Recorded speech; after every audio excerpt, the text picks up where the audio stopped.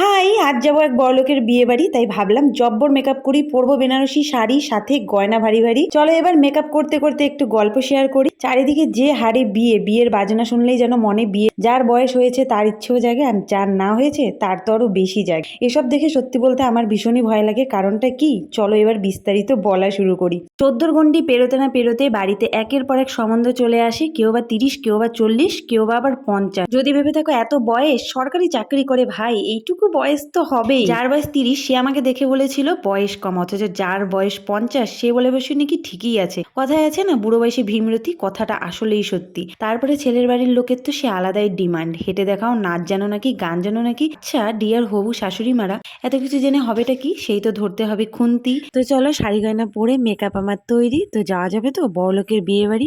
লোকটা কেমন লাগছে, ভালো লাগলে লাইক কমেন্ট অ্যান্ড শেয়ার করো। তো দেখা হচ্ছে আবার নতুন শর্টসে।